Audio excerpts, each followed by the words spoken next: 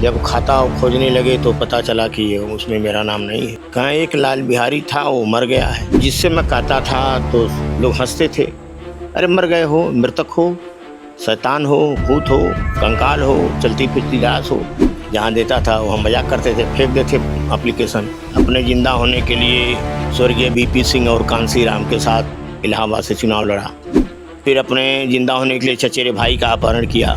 2017 में मैं जिंदा हुआ, मेरी ज़मीन वापस हुई। तो देखिए, एक तरफ तो मुझे मृतक किया गया था, दूसरी तरफ 18 साल मेरे बच्चे नहीं हुए। गांव के लोग, गांव की महिलाएं माज माजिन कहते थे, पत्नी को अलग ताना मारना, हमको अलग बेंग बुनना। तो सारे संकट उस समय हमारे पर टूट पड़ते थे। तो मैं तो समझता हूँ कि जो संविधान, कानून, न्यायालय का सम्मान करता है वो सबसे महामूर्ख आदमी है।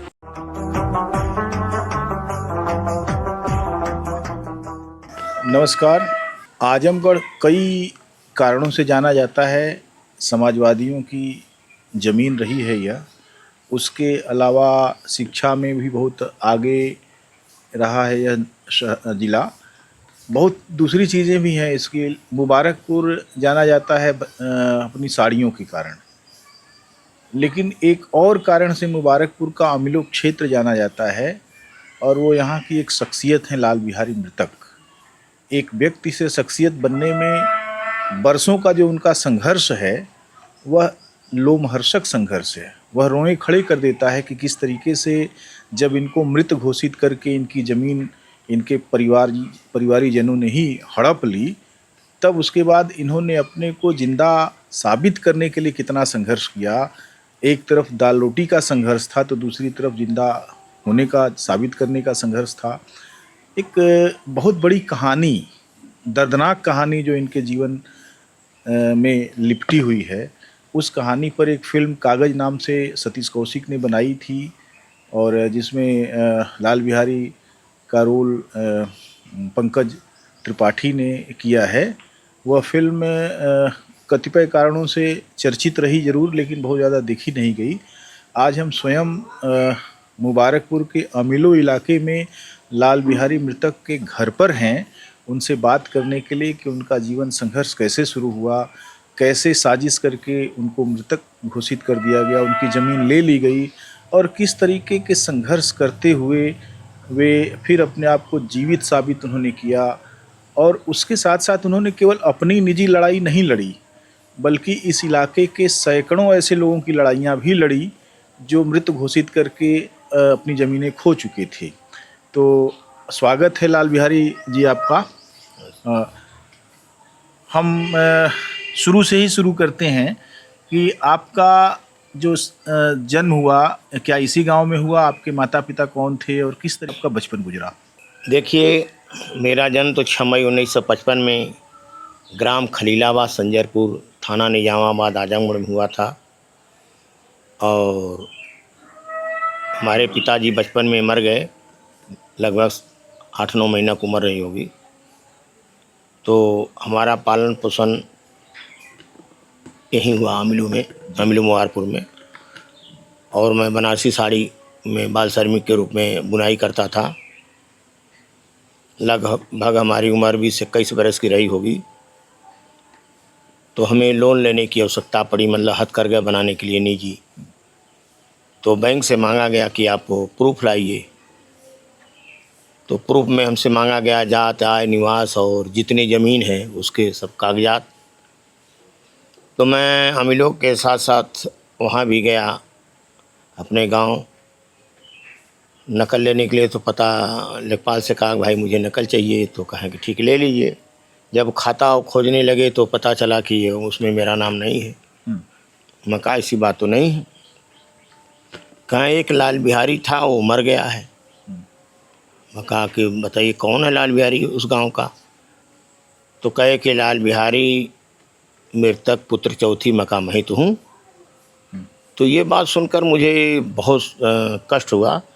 और कुछ देर के बाद मैं कहा भाई ये मुझको नकल दे दीजिए। तो वो कहा आप ही हो? मैं कहा हाँ। वो चला भाग, लेखपाल अपना बस्ता उस्ता लेकर। मैं उसको पीछा किया, मैं कहा भाई दे दीजिए। मतलब उसी के बाद मैं लोगों से अपनी बात कहने लगा। तो जिससे मैं कहता था तो लोग हंसते थे, अरे मर गए हो, मृतक हो, शैतान हो, भूत हो, कंकाल हो, चलती फिरती लाश हो। तो ये बात सुनकर मुझे बहुत कष्ट होता था कि मैं अपनी पीड़ा कह रहा हूँ या और ये लोग मजाक कर रहे हैं। लेकिन चलते चलते जब अधिकारियों के यहाँ गया तो वो भी यही बात कहते थे कि मुकदमा लड़ो। वकील के पास गया तो सभी लोग कहते थे मुकदमा लड़ो। ये मैटर करीब कई महीनों तक चला। तो मैं जहाँ जाते थे वकील कहते थे कि हम 2 तारीख 3 तारीख में फ़ैसला करा देंगे, हमारे यहाँ मुकदमा कर दो, यहाँ मुकदमा कर दो। तो हमसे एक वकील मिले, वो बुजुर्ग रहे। मैं कहा कि वकील साहब, ये जो अगर हम मुकदमा करेंगे तो कितना दिन में निर्णय होगा? तो कहें कि बेटा ये तो नहीं हम बता सकते, मुकदमा की कोई मियाद नहीं होती है, मुकदमा मरता नहीं है, आदमी मर जाता है, न मुकदमा बूढ़ा होता है।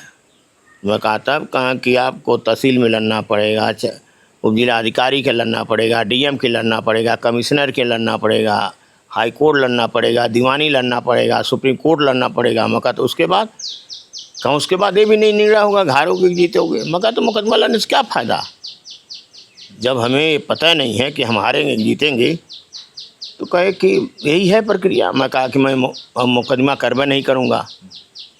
कहाँ कैसे सिद्ध कर लोगे? मैं कहा मैं सिद्ध करूँगा, धरना प्रदर्शन। कहाँ कैसा हो नहीं सकता, कोई नियम नहीं है, ये राजनीतिक चीज़ तो है नहीं, कानूनी चीज़ है।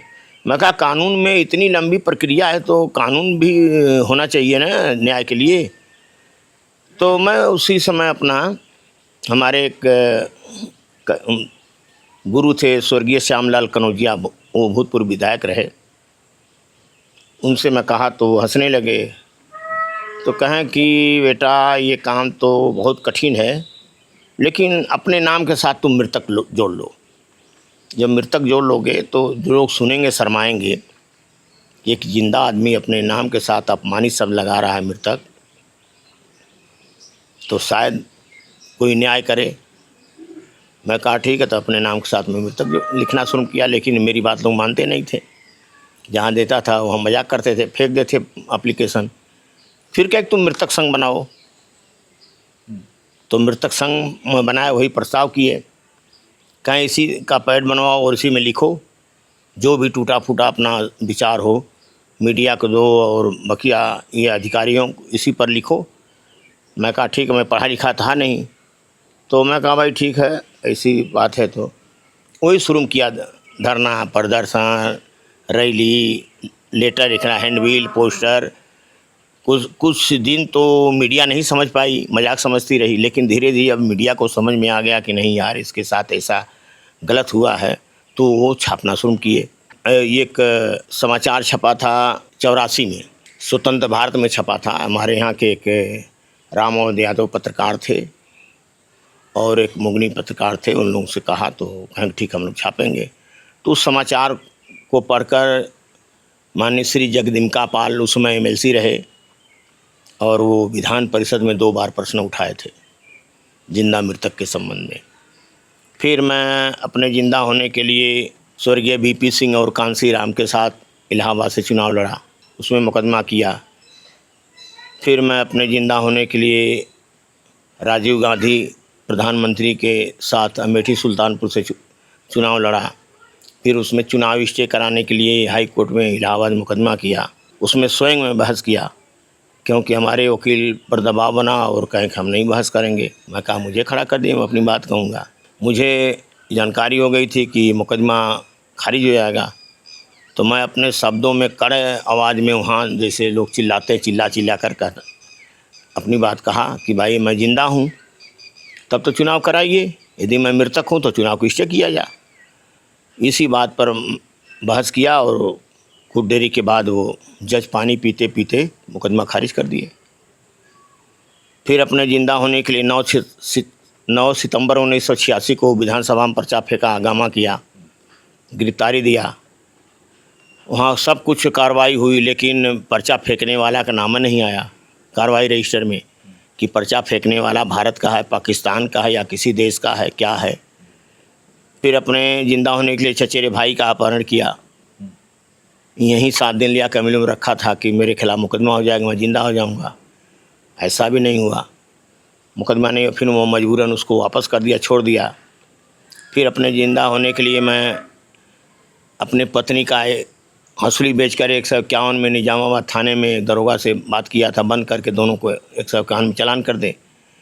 लेकिन वो उसको कोई दलाल बता दिया कि आदमी कागज़ में मृतक है, तो वो कहा कि भैया तुम जा सकते हो, मैं नहीं बंद करूँगा। मैं कहा भाई मैं दिन भर बैठा रहा, उनको बंद कर दिए। तो दरोगा का हाथ जोड़ कर कह रहा है कि मैं जिंदा मृतक के चक्कर में नहीं पड़ूंगा, चले जाओ यहाँ से। तमाम इस तरह से लड़ाइयाँ लंबी रही, धरना, फिर बोट कला पर धरना दिया, मतलब तहसीलदार की कुर्सी कब्जा किया, डीएम को धक्का मारा। और 94 में एक लेखपाल कलीम अहमद लेखपाल रहे, उनको जांच मिली। कई सैकड़ों प्रार्थना पत्र दिया था, लेकिन सारी जांच आती थी और वो सब लेखपाल सरकार के पक्ष में अलग गलत रिपोर्ट लगा कर भेजते थे, फिर फेंक जाता था वो कबाड़े खाने में। वो आए तो मुझसे कहे कि मुझे ऐसी बात मिली है, बात क्या है। मैं उनसे सारी बात बताया। वो बड़ा गंभीरता से सोचे, कहे बताओ मैं मदद कैसे करूँगा। मैं कहा मेरी मदद मत करिए, आप जांच करके न्याय करिए। यदि मैं पात्र हूँ तो मुझे न्याय दीजिए, नहीं तो फिर मेरे खिलाफ़ कार्रवाई करिए। कहा मैं करूँगा कैसे। तो मैं उनसे कहा कि आपको समझ में नहीं आ रहा। कहा मैं नहीं समझ पा रहा हूँ इस मैटर को। मैं कहा मेरे फूआ हैं, मेरे ननिहाल हैं, मेरे रिश्तेदार हैं, वहाँ जाइए, आप पता लगाइए कि वो लड़का वही है कि गलत है। लेकिन ऐसा ही उन्होंने किया। हमारे रिश्तेदारी घूम घूम कर जाकर पता लगाए यहाँ से और वहाँ गांव तक। रिश्तेदार जुटे, कुछ लोग बुढ़े थे, उन लोगों से बयान लिए। रिपोर्ट गई तो हमें 30 जून 1994 को मुख्य राजस्व अधिकारी और जिला अधिकारी ने मतलब अभिलेखों में पुनः जिंदा करके मेरे ज़मीन मेरे नाम कर दिए थे। मतलब सारे संघर्ष 18 वर्ष के बाद। फिर उसके बाद वो लड़ाई अभी जारी रहा। स्पष्ट रूप से वो मान नहीं रहे थे, कोई कह रहा था है, कोई कह रहा नहीं है, मतलब गुमराह में डालते थे। और हमारे चचेरे भाइयों से, गांव वालों से, वो वहाँ के गांव से, वो प्रशासन चाहता था कि आपस में टकराव हो जाए, इस आपस में बवाल हो जाए, तो इनको उधर फंसा दिया जाए ताकि दोबारा सरकार के विरोध में न आवे, न अपनी बात लोगों तक कहें। तो फिर वो चलते चलते मैटर वो करीब 99 में टाइम मैगजीन, अमेरिका से टाइम मैगजीन के एक पत्रकार आए थे और उसमें छपा था मेरा समाचार। उस टाइम मैगजीन को माननीय उच्च न्यायालय हाई कोर्ट ने जनहित याचिका स्वीकार कर लिया और उस पत्रकार के खिलाफ नोटिस दे दिया। तो वहाँ से हमारे यहाँ सूचना है कि अरे हमारे खिलाफ तो मुकदमा हो गया इस संबंध में। तो मैं उनसे कहा कि भाई आप घबरा क्यों रहे, बयान तो मेरा छपा है ना, कहाँ हूँ मैं, आप तो मेरी बात को छापे हैं, तो मैं पार्टी बनूंगा, उसके बाद देखा जाएगा। तो सवाल रहा कि वो पार्टी बने और उसमें जांच हुई। जब जांच हुई तो पता चला हमसे पूछे कि आपको कैसे से, मका ऐसे ही कहें गलत है। मका गलत कैसे है, तो बात आई कि आप जांच करा लीजिए। तो मुख्य न्यायिक मजिस्ट्रेट को जांच का आदेश दिए। जब जांच हुआ तो पता चला कि आजमगढ़ में 60 से ज़्यादा आ गए जीवित मृतक। तो उन्हें पूरे प्रदेश को आदेश कर दिया जीवित मृतक पर। पूरा प्रदेश में जांच हुई तो कई हजार लोग निकले। आजमगढ़ में 100 से ज़्यादा निकले और उस दौरान 30 रिकॉर्ड में आ गए। बकिया अभियान के तहत वो नहीं दिखाए ताकि वो कार्रवाई करनी पड़ेगी ना जिला प्रशासन को, तो छुपा लिया अधिक संख्या में। तो उसमें कई हजार लोग जीवित किए गए और उसमें फिर राष्ट्रीय मानवाधिकार आयोग से जांच हुई।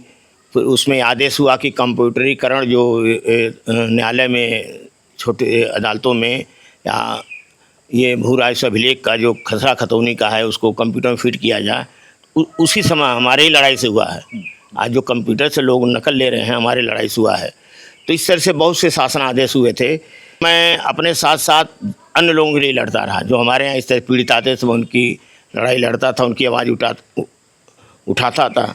तो इसको मीडिया बहुत सहयोग दिया। इसमें न कोई नेता दिया, न कोई पूंजीपति दिया, जनता भी नहीं मदद की है, मीडिया मदद की। और लड़ाई लड़ते लड़ते 2005 या 2004 में एक समय हम लोग वो 25 करोड़ का हर्जा खर्चा सरकार के खिलाफ मानहानि का दावा कर दिया हाई कोर्ट में। ये लगभग चला 2023 तक। और उसमें जो जीवित मृतक वाली दोनों फाइल थी 1976 और 1994 की, सब गायब करके थाना कोतवाली आजमगढ़ में अज्ञात व्यक्तियों के खिलाफ रपट करके हाई कोर्ट को दे दिया। लेकिन कोर्ट भी हमारे साथ क्या इंसाफ किया, कोई सुनवाई नहीं की, किसी बिशप ने सुनवाई करके ये कहा कि आपने 18 वर्ष कोर्ट का समय नष्ट किए हैं।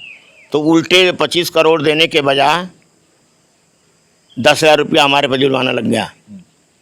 तो फिर हम लोग गए सुप्रीम कोर्ट से मुकदमा खारिज हो गया, 10,000 रुपया जो जुर्माना लगा था वो खारिज हो गया। तो देखिए कहीं न्याय नहीं मिला। और 16 जनवरी 2017 में मतलब अपने चचेरे भाइयों के साथ खातेदार दर्ज हुए, मतलब 40 वर्ष बाद ज़मीन हमें मिली। और उस ज़मीन को प्राप्त करने के लिए मैं इस अमीलों की ज़मीन लगभग 1.5 बीघा बेचा हूँ। उस ज़मीन की कीमत आप समझ जाइए कि मैं 10,000 रुपया बिस्वा बेचा था, आज वो 27-28 लाख रुपया बिस्वा की है, मतलब कई करोड़ रुपया का नुकसान हुआ। और उस ज़मीन की कीमत जो हमें ज़मीन मिली है, अगर बेचा जाए तो 5 लाख रुपया नहीं मिलेगा। ऐसा कहाँ मिली वो ज़मीन? हैं? वो ज़मीन कहाँ दी गई है? वो हमारी पैतृक ज़मीन, हमारे पिताजी की ज़मीन है। अच्छा, उस गांव में ग्राम खलीलाबाद संजयपुर में। तो वही कह रहे हैं कि वो ज़मीन हमारी कीमत, लेकिन हमारी लड़ाई जो रही मान सम्मान की, मैं एक जिंदा व्यक्ति हूँ, मेरे साथ इस तरह का अन्याय हो रहा और मैं आज लड़ रहा हूँ, और मुझे लोग भूत, शैतान, मृतक, कंकाल, चलती फिरती लाश का के अपमानित कर रहे हैं। तो अन्य लोगों के साथ ऐसा ना हो। तो ये लड़ाई बहुत गंभीर रहा और लड़ते लड़ते आप समझ जाइए कि चला 2023 में खारिज हो गया और अभी लड़ाई चली रही है। अन्य लोगों के मैं लड़ रहा हूँ। अभी तो देखिए मैं 9 जनवरी को अपना अशुभ पुनर्विवाह किया था अपने पत्नी के साथ, इसलिए कि मेरा बाल विवाह हुआ था, 7-8 बरस की उम्र रही होगी तो बाल विवाह हुआ। फिर 2017 में मैं जिंदा हुआ, मेरी ज़मीन वापस हुई। तो अभी तो मैं बालक हूँ ना, उस हिसाब से तो मेरी उम्र भी 6-7 साल, फिर मेरा बाल विवाह हो गया। लेकिन मेरी उम्र लगभग 70 वर्ष हो गई है। और लड़ाई में तो अब देखिए, लेकिन क्या समाज को कहा जाए, क्या नेताओं को कहा जाए, क्या अधिकारियों को कहा जाए। कार्यपालिका, न्यायपालिका, व्यवस्थापिका में पूर्ण रूप से घुसखोरी होती है। जातवाद है, परिवारवाद है, धर्मवाद है, न्याय कहाँ मिलना है? न्याय नाम की कोई चीज़ नहीं है। अब सवाल है जो संविधान के तहत जो लाभ उठा लेते हैं, जिनको मिल जाता है, कोई है न्यायी, 100 में इक्का दुक्का है, लेकिन जो 100 में इक्का दुक्का न्यायिक हैं या कोई ईमानदार जज है या कोई ईमानदार अधिकारी है, तो सभी वो भ्रष्ट व्यक्तियों से डरे हुए हैं, क्योंकि उनकी गोल है, वो समूह एक है, वो अकेल है, वो सैकड़ों लोग हैं, तो वो भी डरे हुए हैं, वो भी सहमे हुए हैं। अगर कोई सही काम कर देता है जज या कोई अधिकारी कर्मचारी, उस पर टूट पड़ते हैं। और जो ईमानदार आदमी खुद वो सोचता कि मैं ही गलत हूँ। अच्छा, जब आप इस तरह का संघर्ष कर रहे थे, अपने जीवित होने का संघर्ष कर रहे थे, तो एक दूसरा आपका परिवार था, आपके बच्चे भी रहे होंगे, तो घरेलू मोर्चे पर किस तरह का संघर्ष करना था, कैसे किया आप? देखिए, जब मैं संघर्ष कर रहा था तो मैं बुनाई कर रहा था। उसके पहले मैं सारी ज़मीन अमीलों की बेच के लड़ाई लड़ा। मेरे घर में 4-5 दिन फाका हो गया होता था, लेकिन मेरी तबीयत नहीं मानती। कोर्ट कचहरी जरूर रोज़ दौड़ता था, अधिकारी के रोज़ दौड़ता था। तो आप समझ जाइए कि जो कुछ कमाएगा नहीं, जिसका ज़मीन जायदाद घर द्वार बिक रहा, तो क्या होगा, कितनी कठिनाई रही होगी। और परिवार उस समय नहीं थे। देखिए, एक तरफ तो मुझे मृतक किया गया था, दूसरी तरफ 18 साल मेरे बच्चे नहीं हुए, शादी के 18 साल तक बच्चे नहीं हुए। एक तरफ तो भूत शैतान मृतक कहते थे, गांव के लोग, गांव की महिलाएं माज-माजिन कहते थे, पत्नी को अलग ताना मारना, हमको अलग बेंग बुनना। तो सारे संकट उस समय हमारे पर टूट पड़ते थे। मतलब हम लोग की ज़िंदगी जीना समझ जाइए कि बेकार था। तो समाज किसी अच्छे आदमी को भी नहीं जीने देती है, समाज किसी गलत आदमी को नहीं जीने देती है। कोई अच्छा खाना खाता है तब भी नहीं जीने देती है, कोई भूखा रहता है तब भी नहीं जीने देती है। समाज की क्या कहा जाए, लोग कैसे हैं और प्रकृति ने तो सारे लोगों को एक ही रात दिन बनाया है, नहीं तो क्या करते अन्यायी भ्रष्टाचारी।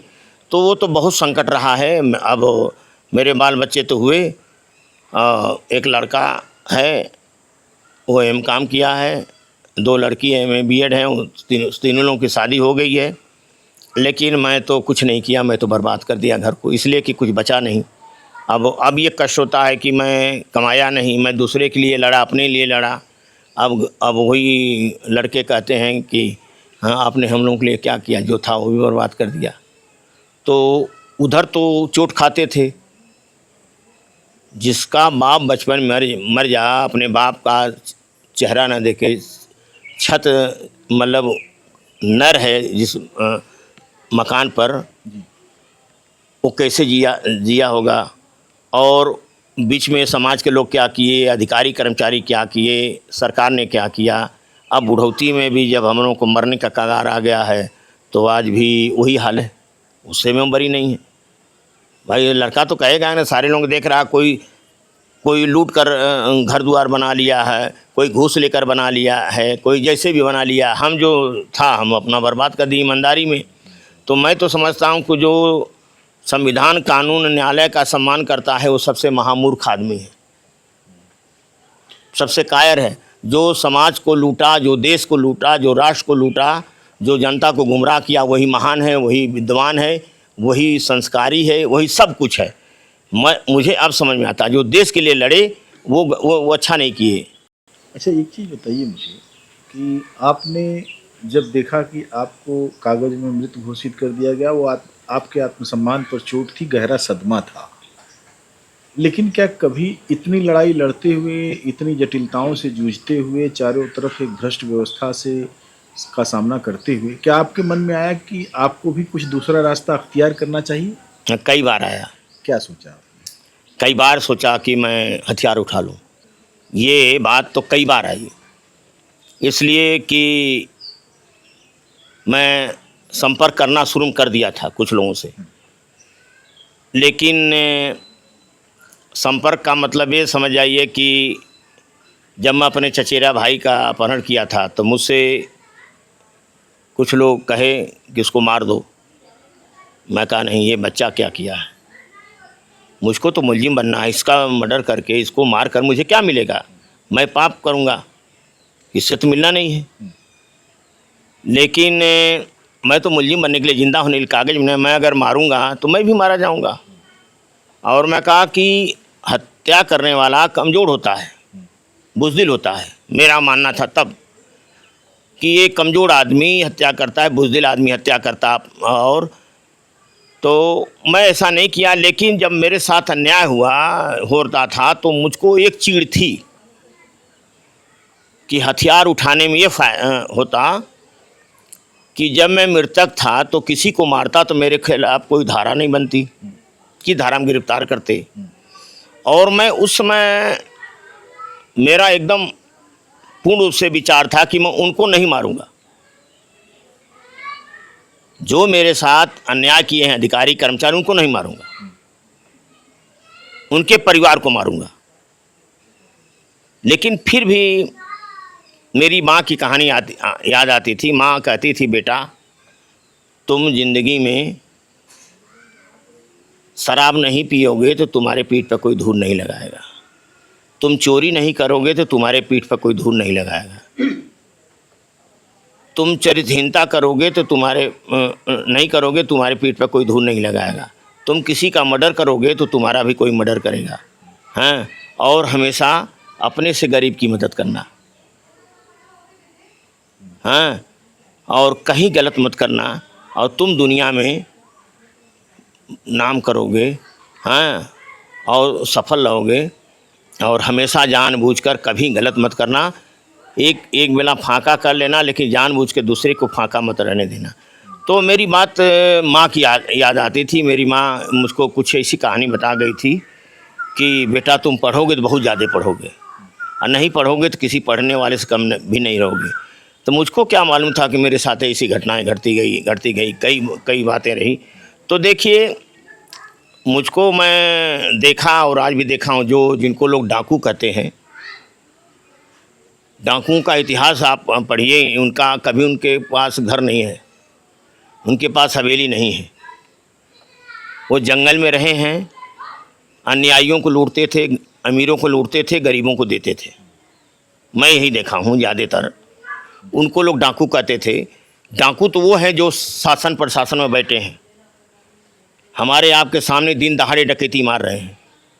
अधिकारी कर्मचारी हैं वो डाकू हैं, वो राष्ट्रद्रोही हैं, वही आतंकवादी हैं, वही अन्यायी हैं।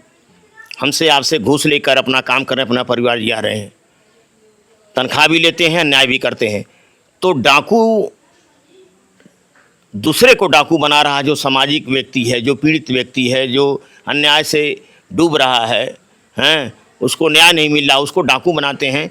तो ये आपकी बात मैं कभी नहीं कहा था, आज पहली बार कह रहा हूँ। आप पूछ दिए हैं तो मन तो कहता था, और मैं भी अब एहसास करता हूँ कि हथियार लोग उठाते हैं, जानबूझ कर नहीं उठाते, उनसे उठवाया जाता है। अपराधी नहीं होते, उनको अपराधी बनाया जाता है। और जो अपराधी बनाया जाता है, जो न्याय के लिए हथियार उठाता है, वो ज़्यादा नरसंहार करता है, चाहे कोई बिरादरी हो। मैं जात धर्म की बात नहीं कर रहा हूँ। और जो बंधु होते हैं, जो छिछेड़े होते हैं खाने पीने के लिए, वो अगर हथियार उठाते हैं तो सफल नहीं होते हैं। अपना घर द्वार बनाने के लिए हथियार उठाते हैं तो वो सफल नहीं होते हैं, वो फेल हो जाते हैं। तो एक ही बताइए, जैसे पूरे आपके संघर्ष ने आपको एक नायकत्व दिया। मैं जिस इलाके में आपके बारे में बातचीत करता हूँ तो लोगों को लगता है कि वो लाल बिहारी मृतक को जानते हैं, और ये बहुत बड़ी बात है। आपके इसी इलाके में जब हमने अमीलों के बारे में पूछा तो लोगों ने हमारी तरफ ऐसे देखा कि अमीलों जा रहे हैं तो लाल बिहारी मृतक कहाँ जा रहे होंगे। ये जो नायकत्व आपको मिला, आपने दूसरों की भी लड़ाई लड़ी, अपनी भी लड़ाई लड़ी, तो यह क्या संतोष नहीं देता है आपको?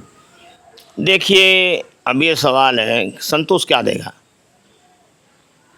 आप बताइए, मेरा नाम था लाल बिहारी, मेरे माँ बाप रखे थे, मैं लाल बिहारी मृतक हो गया, अपमानित शब्द नहीं है? जाहिर सी बात। कोई जिंदा आदमी अपने आप को मृतक लिखे और लोग उसको आनंद लें, सुने, तो अपमान नहीं है। मेरा अपमान नहीं, उनका भी अपमान है। अगर सोचें ना सोचें कि एक इंसान जिंदा और अपने आप को मृतक लिख रहा है। अब तो मैं लाल बिहारी मृतक दागी लिख रहा हूँ। दागी। अच्छा। अब दागी इसलिए लिख रहा हूँ कि जब न्यायालय नायब तहसीलदार सदर ने मुझे अभिलेखों में मृत घोषित कर दिया था, तो मैं उसका सम्मान करके अपने नाम के साथ मृतक टाइटल जोड़ लिया। जब हाई कोर्ट खंडपीठ लखनऊ 10,000 का जुर्माना लगा दिया तो उसका भी मैं सम्मान किया, तो दागी हो गया। तो लड़ाई लड़ने के लिए सम्मान जो कहते हैं, आप सही कह रहे हैं कि लोग क्या कहते हैं, लोग हमको जानते हैं, पहचानते हैं, सही बात है। लेकिन अब प्रश्न आ गया कि सम्मान लेकर क्या करेंगे? उड़ेंगे, दसाएंगे, खाएंगे, पिएंगे, क्या करेंगे? खाने के लिए रोटी चाहिए, पहनने के लिए कपड़ा चाहिए, रहने के लिए मकान चाहिए, बीमार हैं, दवा है, दारू है, सारा व्यवस्था, परिवार है। हम कभी कमाए नहीं तो क्या करेंगे सम्मान हमको लेकर? आज जो अपमानित हैं, जो अपमान कर रहे हैं, जो रोज़ राष्ट्र विरोधी हैं, उनको पुरस्कार मिल रहा है, उनको सम्मान मिल रहा है, पैसा मिल रहा है। तो आप बताइए, एक संतोष लेकर क्या करेंगे? गरीब, देखिए, जो कमज़ोर होता है,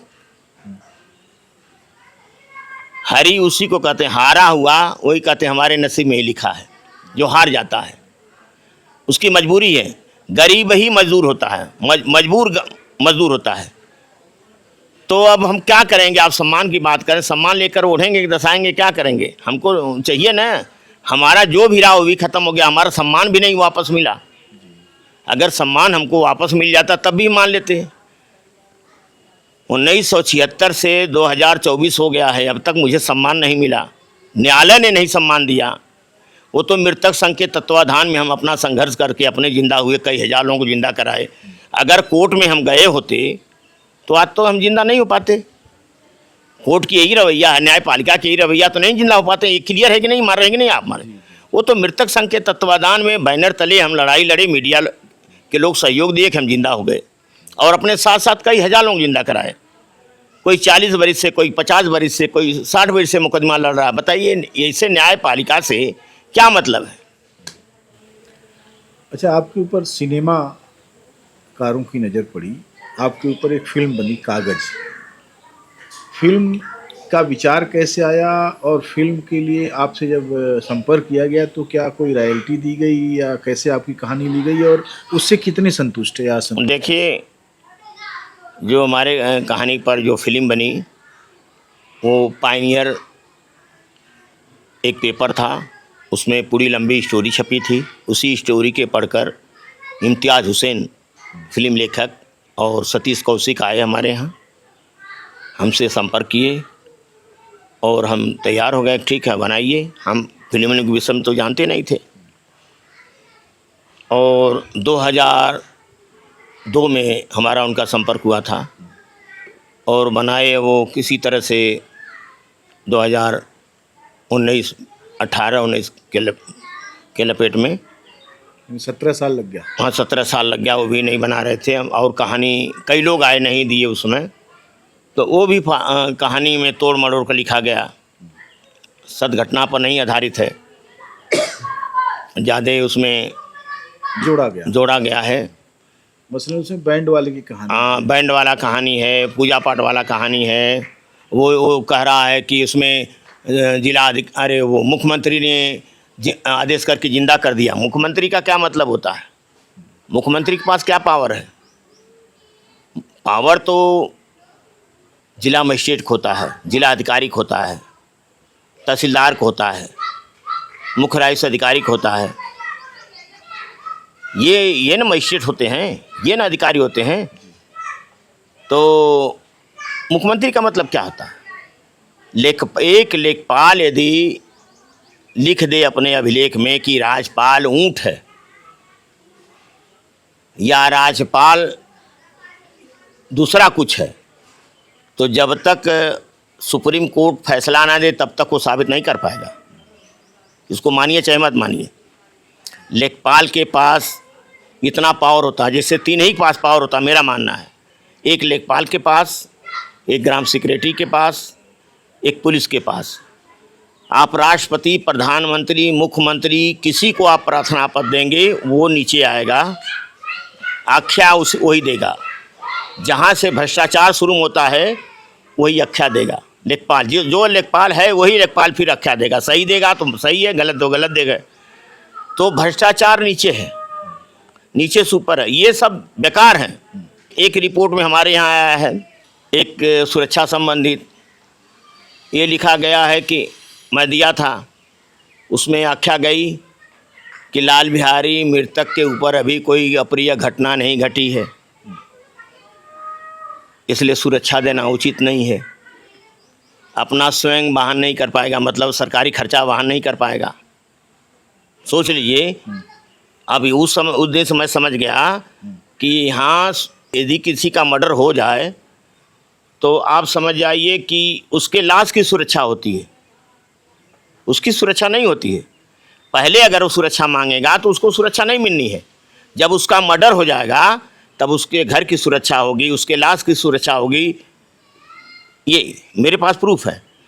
जब मैं अपने पत्नी के नाम विधवा पेंशन का फार्म भरा था तो उसमें लिखा उसने कि प्राथमिक मांग में सिंदूर है। उसने ये नहीं लिखा कि जिंदा है या मृतक है। अधिकारी कर्मचारी इतना गुमराह करते हैं आज के डेट में। चले जाइए, पहले तो मैं देख रहा था कि पहले तो 150 में काम चलता था। अब किसी कार्यालय न्यायालय में कर्मचारी अधिकारी कहीं जाइए, जो पहले 50 रुपया में काम कराता था वो आज 1000-2000 में काम करा रहा है। फीस बढ़ गई है, कोई बोलने वाला नहीं। तो क्या सिनेमा ने इन तमाम सारी चीज़ों को डील किया? नहीं, सिनेमा ने तो नहीं डील किया। अब दूसरी हमारी एक फिल्म की पटकथा तैयार है, उसका नाम LV डेड है, तैयार है। अब देखिए कोई आता है लेने वाला, क्या होता कैसे, उसकी पूरी स्क्रिप्ट तैयार हो गई है। और ये सत्य घटना पर आधारित है, मतलब हमारे बचपन से और 2024 तक है, जो सही है। और उस फिल्म से, उस जो कागज़ फिल्म है, उससे इससे कोई मतलब नहीं है। अच्छा, क्या कोई रॉयल्टी दी सतीश को? रॉयल्टी की बात थी, लेकिन क्या कहें, रॉयल्टी तो दिए थे, जो हमारी बात कुछ दिए थे, लेकिन अधिक संख्या में नहीं दिए। अच्छा, आपके संघर्षों में आपकी पत्नी की बड़ी महत्वपूर्ण भूमिका है। हम महान महान भूमिका है कि अगर देखिए, अपनी पत्नी के बारे में बताइए मुझे कि जैसे इन तमाम सारी विपत्तियों को झेलते हुए कैसे आपके साथ उन्होंने कंधे से कंधा मिलाए रखा। देखिए, पत्नी शुरू से मदद करती थी, आज भी मदद करती है। पत्नी रोती थी, बिलबिलाती थी, गिड़गिड़ाती थी, लेकिन जब घर से निकलते थे तो कहाँ जा रहे हैं, जा रहे फला, जब पैसा है नहीं, कहाँ के रहा, कैसे जाएंगे, हंसुली दे दिया, छागल दे दिया, पैसा है, हमारे थैली में से निकाल के 2 4 5 रखती थी, ले लीजिए। तो इस तरह से जो अपनी हंसुली गहना बेच बेच के देती थी, जब देखती थी कि नहीं इनका चेहरा सूखा, क्या बात है, ऐसी ऐसी बात है, ले जाइए बेच लाइए, जाइए, बोलती थी, कहती थी, लेकिन हमको हमारा चेहरा गिरा हुआ नहीं देखना चाहती थी। और पत्नी हमारे साथ 4 4 दिन 5 5 दिन भूखा रही। आप समझ जाइए कि पत्नी की कहानी बहुत दर्दिली है। अगर पत्नी नहीं होती तो हम लड़ाई नहीं लड़ पाते। मतलब मैं समझ गया हूँ कि माँ के बाद दूसरा स्थान पत्नी का होता है। जितना देखभाल महतारी अपने बेटा की करती है, उतना ही देखभाल पत्नी अपने पति की करती है। और जो पत्नी जिसकी समर्थन नहीं करेगी, चाहे मुख्यमंत्री हो, प्रधानमंत्री हो, राष्ट्रपति हो, कितना हो बड़ा पूंजीपति हो, कितना हो बड़ा गुंडा हो, वो कभी सफल नहीं रहेगा, कभी सुकून से नहीं रहेगा। जो परिवार खुशहाल है, पत्नी जिसकी सही है, वो सपोर्ट करेगी तो वो कुछ भी कर सकता, लड़ने के लिए तैयार है। तो पत्नी नहीं, मेरे तो सभी बच्चे जो छोटे रहे, सभी मेरे लड़ाई में धरना में जाते थे। हमारी बच्चियां जब 5 6 बरस के रहीं, तभी से धरना में, लखनऊ यहाँ हुआ, दोनों बच्चियां बच्चे, तो सभी लोगों का सहयोग रहा। लेकिन पत्नी की भूमिका अलग रही और आज भी है। और मैं तो कह रहा हूँ कि अगर हमारे 100 घर दुश्मन हों, उसको हमारे जैसी पत्नी मिले। बहुत बहुत धन्यवाद। अभी आपने एक नायक की अटूट जिजीविषा वाली उसकी कहानी सुनी। यह कहानी देश और दुनिया के तमाम सारे अखबारों और पत्रिकाओं के माध्यम से जगह जगह जा चुकी है और लाखों लोग हैं जो लाल बिहारी मृतक के इस जीवन संग्राम के समर्थक हैं, प्रशंसक हैं और उन्हें बहुत प्यार करते हैं। लाल बिहारी मृतक का माने जो संघर्ष है वो विकट संघर्ष है, जिसमें उन्होंने सफलता प्राप्त की। बेशक यह दुखद है कि उनको इस दुनिया से, ख़ास तौर से जो प्रशासनिक भ्रष्टाचार के कारण उनको जो सफ़र करना पड़ा, उसका कोई मुआवजा उनको नहीं दिया गया। उनको मिलना चाहिए ताकि वे अपना जीवन सम्मानपूर्ण बिता सकें और साथ साथ उनको वह सम्मान भी देना चाहिए कि यह प्रशासनिक चूक की वजह से, यह न्यायालय और राजस्व विभाग के भ्रष्टाचार की वजह से जो उनके साथ और उनके जैसे हज़ारों लोगों के साथ हुआ, उसकी वह भरपाई कर सके। इसी तरीके की बहुत सारी कहानियाँ जो लोकल और ग्लोबल हीरोज़ की कहानियाँ हैं, वो लेकर हम आपके बीच आएंगे। नमस्कार।